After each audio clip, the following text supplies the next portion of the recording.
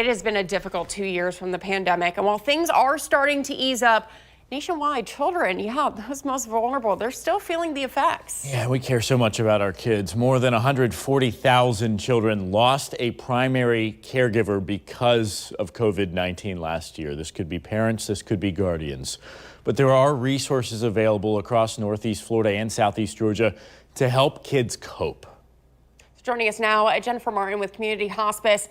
So, Jennifer, what's so important, Healing Powers kicks off this month. For the viewers at home, what exactly is this? So it's Camp Healing Powers, and just a little piece of interest, Powers comes from the name of the family that first donated to get the camp started. So Camp Healing Powers is a camp for kids between ages 7 and 17 to be able to learn how to appropriately and in a safe environment express their grief. Wow. I will say, as someone who recently lost their father just a few years ago, there really is, it feels weird grief. And one thing that someone told me once is there's no correct way to grieve. Correct. We do talk about as long as somebody's behaving appropriately, we don't want people to go down a bad path, but what you're feeling is normal. Children and adults can feel sad, loneliness, fear, guilt, anger.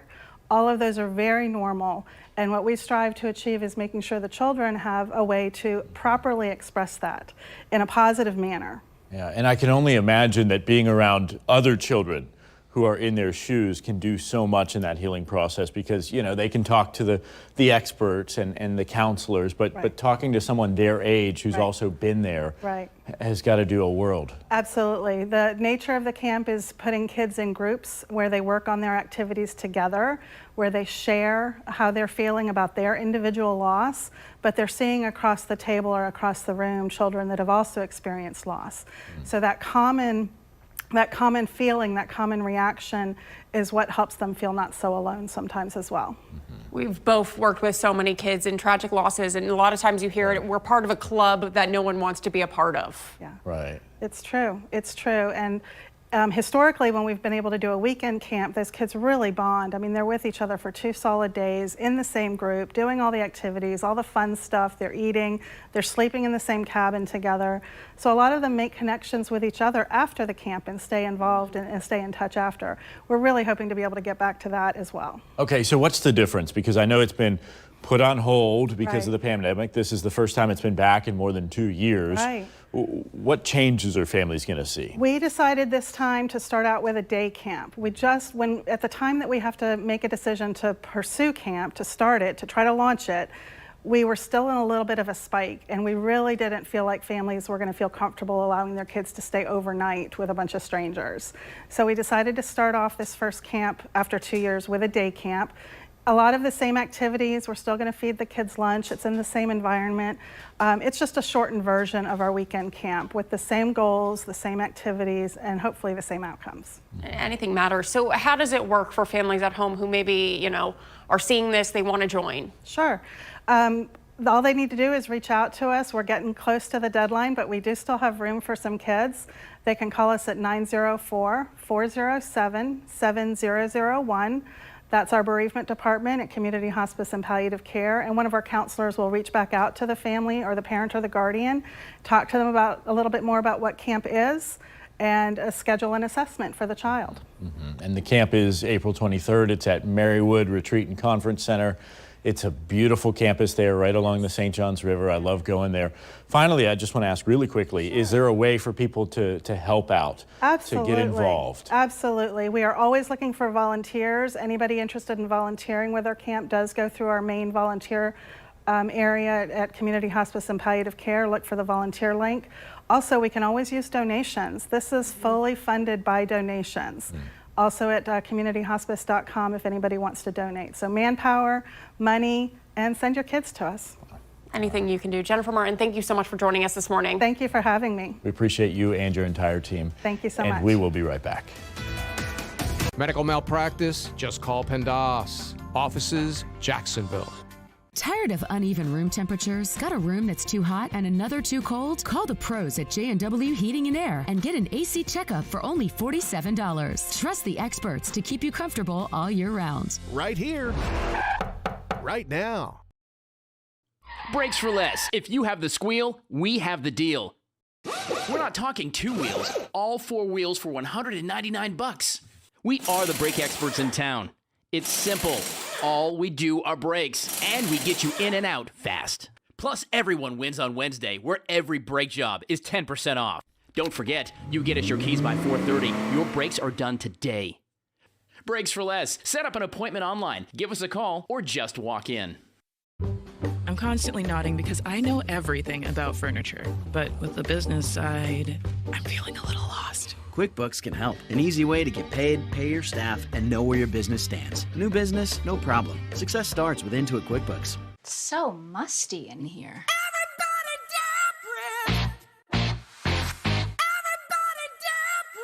Damp Rid attracts and traps excess moisture, eliminating the source of musty odors. Attention Medicare beneficiaries. If you have or are eligible for Medicaid, please listen closely. You may be eligible for a Medicare Advantage plan from WellCare with a 0 or low plan premium. Call now. We can answer your questions and help you enroll over the phone. WellCare provides access to essential benefits that go beyond original Medicare, such as dental, vision, hearing, and prescription drug coverage with free home delivery. Plus, extra benefits like free over-the-counter healthcare items, free transportation, free gym membership, and home-delivered meals. Get more access to care with WellCare's telehealth services, including online doctor visits and a 24-hour nurse advice line. WellCare is contracted with Medicare to provide plans that may be perfect for you. Call 1-844-471-0066 now. That's 1-844-471-0066. Hello, I'm Chuck Barnes at Barnes & Cohen.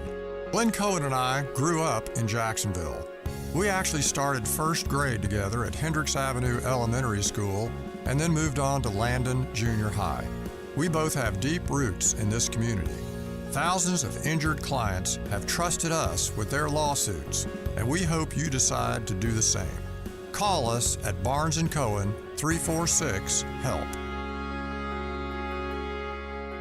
Got a thermostat acting up? Warmer weather is right around the corner. Call the pros at J&W Heating and Air and get an AC checkup for only $47. Scan the QR code to schedule today and keep your system running smoothly all season long. Right here, right now. Now through November the 15th, boaters are encouraged to slow down on the water and keep a lookout for manatees. Really good to do that year-round, but especially now. The majority of manatee deaths happen because of boat strikes. At least 465 manatees have died this year in Florida. Last year, 1,100 died, crushing the previous record of 830 manatee deaths back in 2013.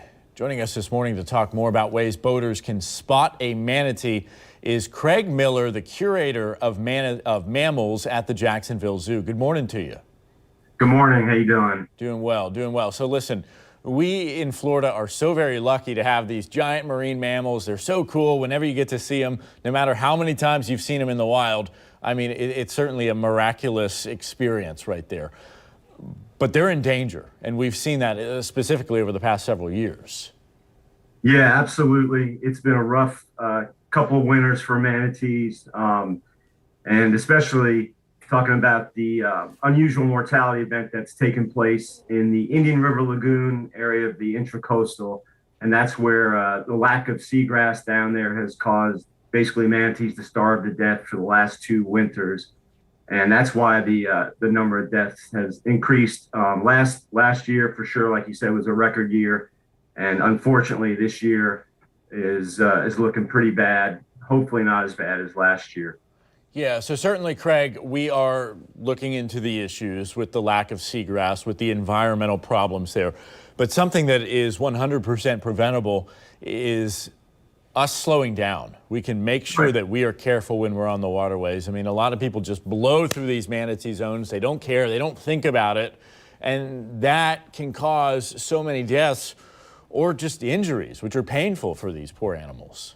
Yeah, we talk about living well with wildlife here at the zoo, and for sure with the water warming, manatees are dispersing from those warm water refuges. The power plant outfalls in the spring, so they're coming back into areas like Jacksonville. So we like to remind boaters to follow the posted speed limits, wear those polarized sunglasses so you can see animals there. There's a photo of footprints, what we call those circular patterns in the water that's created by their tail.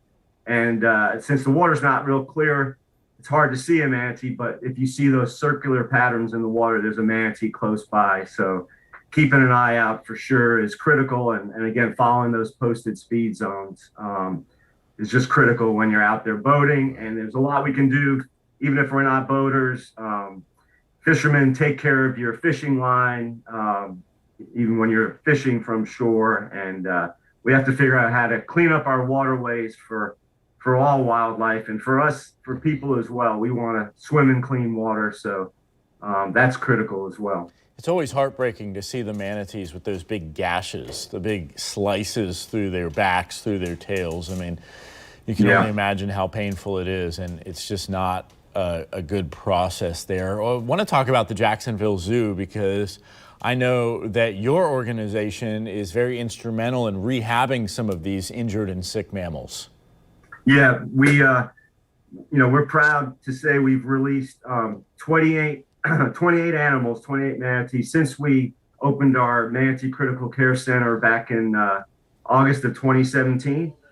And right now we have 5 animals in our center, and one of them, as you talk about, is a boat strike animal out of St. Augustine that came in on March 7th.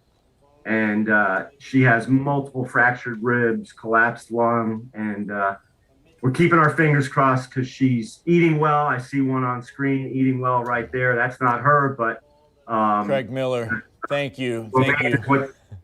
What's that? We appreciate it. Thank you for your time. Thanks for representing the Jacksonville Zoo. We'll be right back. Thank you. Thank you. Looks like sun, looks like fun, but before you even know, here comes rain. Where'd it come from? Why do I even live here? Don't let weather ruin plans, there's only one way to prepare. Always watching, always tracking, download our free app today.